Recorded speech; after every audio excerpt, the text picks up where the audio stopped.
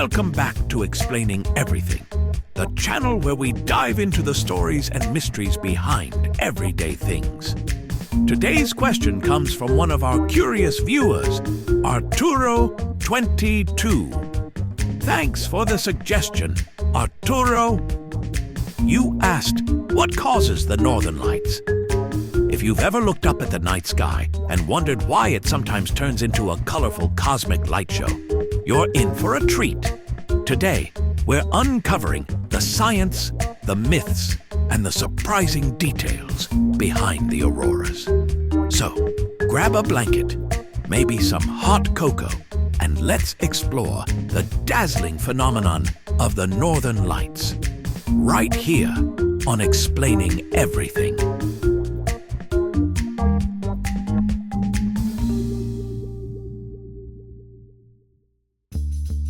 Picture the sun as a gigantic cosmic diva.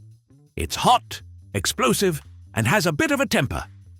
Every now and then, it throws a tantrum, and by tantrum, I mean it spews out charged particles in what's called a solar wind. Think of it like the sun sneezing, except instead of mucus, it's sending out billions of charged particles traveling at ridiculous speeds. Gesundheit, sun. These particles are tiny but mighty, carrying a lot of energy as they zoom through space. However, most of the time, they're just wandering aimlessly. That is, until they bump into Earth's magnetic field. That's where the real show begins. Earth isn't just a pretty blue marble floating in space. It's got defenses.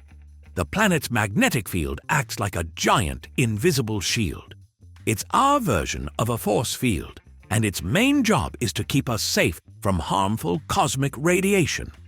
Basically, it's Earth's bodyguard. When those solar wind particles slam into the magnetic field, most of them get deflected. But some sneaky particles manage to slip through, especially near the poles where the magnetic field lines converge. It's like trying to sneak into a club through the back door. And at the poles, the bouncer is a little more lenient. Now here's where the magic happens. Once those solar particles breach the magnetic field, they collide with gases in Earth's atmosphere.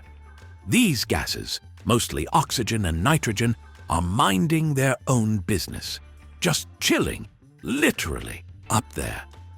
But when the charged particles hit them, it's like an energy drink for the atmosphere. The gases get all hyped up and start glowing. The colors of the northern lights depend on which gas is getting hit and at what altitude. Oxygen tends to give off green and red hues, while nitrogen is responsible for purples and blues. So, if you're ever wondering why the lights look like a rainbow exploded, it's all thanks to a mix of these glowing gases. Nature's got range, doesn't it? You're probably thinking, why don't I see these lights every time I step outside? Well, remember that magnetic field we talked about. The sneaky particles can only get through near the poles, which is why the northern lights are mostly visible in places like Norway, Iceland, Canada, and Alaska. In the southern hemisphere, they have their own version called the Southern Lights, or Aurora Australis. Basically, the poles are where the party's at. If you live near the equator, you're out of luck. The magnetic field is too strong there to let the particles in. But hey, you've got warm weather and beaches, so maybe don't complain too much. Trying to predict the northern lights is like trying to predict when your cat will knock over your coffee mug. Scientists have tools like space weather forecasts and data from satellites to estimate when solar winds might hit Earth. But even with all that fancy equipment, it's still a bit of a guessing game.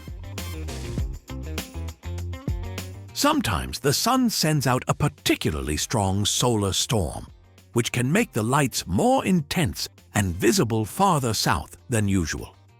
During these events, people in places like Scotland or even northern parts of the US might get lucky. It's like the Northern Lights going on tour. Limited time only, so don't miss out. Seeing the Northern Lights might feel like staring into the face of some divine power. But don't worry, they're completely harmless. The particles themselves are way up in the atmosphere, far from where they could cause any damage to humans. However, solar storms can sometimes mess with technology, like GPS signals and power grids. So while the lights themselves won't hurt you, they might delay your pizza delivery. Tragic. Before science came along with its fancy explanations, people had some wild theories about the Northern Lights. The Vikings believed they were reflections of Valkyrie's shields, lighting the way to Valhalla. In Finnish folklore, they thought the lights were caused by a magical fox running through the snow, its tail scattering sparks into the sky. And honestly, a sky fox sounds way cooler than charged particles and magnetic fields. Even today, the Northern Lights inspire awe and creativity. Poets, artists, and dreamers continue to find meaning in these otherworldly displays. And for good reason, they're one of nature's greatest reminders that science and beauty can go hand in hand. So, what causes the Northern Lights?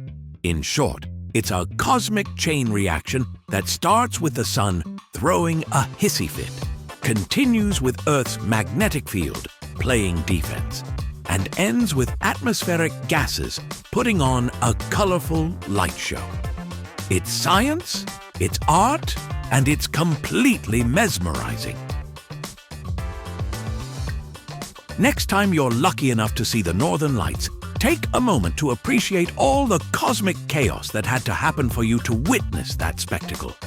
And if anyone asks you what causes them, feel free to impress them with your newfound knowledge. Or just say it's a magical fox. That works too.